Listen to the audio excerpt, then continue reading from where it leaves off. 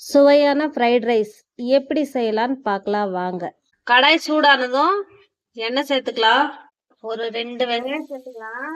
பெருசா நறுக்கி சேர்த்துக்கோங்க. அப்பதான் சாப்பிடுறப்போ நம்மளுக்கு வாயில கிடைக்கும்.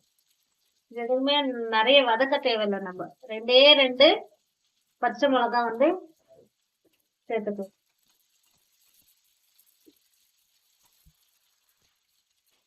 அதுக்கப்புறமா கருவேப்பிலை இதையும் சேர்த்துடலாம்.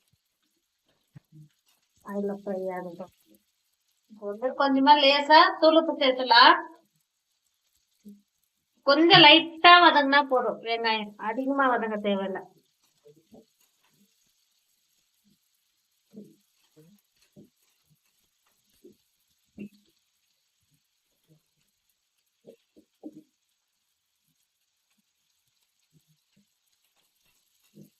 லேசா வதங்குங்க, நிறைய வதங்க தேவையில்லை. ஏன்னா நம்ம சாப்பிடுறப்ப அந்த ஆனியன் நம்மளுக்கு கிடைக்கணும். அப்பதான் நல்லா இருக்கும் இந்த ஃப்ரைட் ரைஸ். இப்போ நம்ம காய்கறி சேர்த்துலாம். அதாவது நான் பட்டாணி, பீன்ஸ், கேப்சிகம் இது 3 எடுத்திருக்கேன்.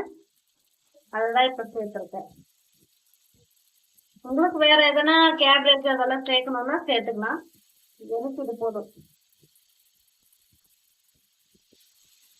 இது ஹோம்மேட் ஃப்ரைட் ரைஸ்ங்க. அதனால இதெல்லாம் கொஞ்சம் வதங்கி வரட்ட காயும் பீன்ஸ் பட்டாணி எல்லாமே வதங்கி வந்ததும் அடுத்து நம்ம என்ன சேர்த்துன்னு பார்க்கணும். ஒரு 1/2 டீஸ்பூன் மஞ்சள் தூள் சேர்த்துலாம். மஞ்சள் சேர்த்தா கொஞ்சம் சீக்கிரமா காயெல்லாம் வதங்கிடும். அதுக்கப்புறமா ரொம்பவும் வேக தேவையில்லை. நம்ம சாப்பிட்றப்ப எல்லாமே நம்மளுக்கு அரை வேக்காடா இருக்கணும் சாப்பாடு. அதான் ஃப்ரைட் ரைஸ்.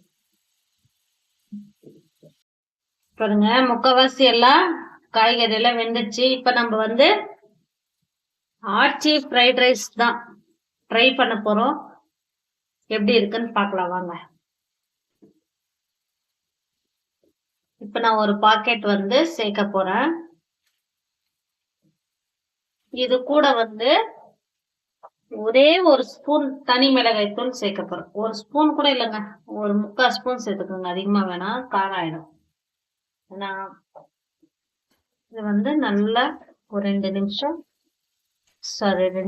இருந்தா ஒரு 10 செகண்ட் எண்ணெயில வதக்கி எடுத்துக்கணும்.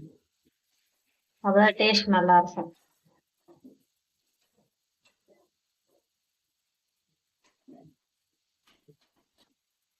நம்ம ரைஸ் ஆட் பண்ணிக்கலாம்.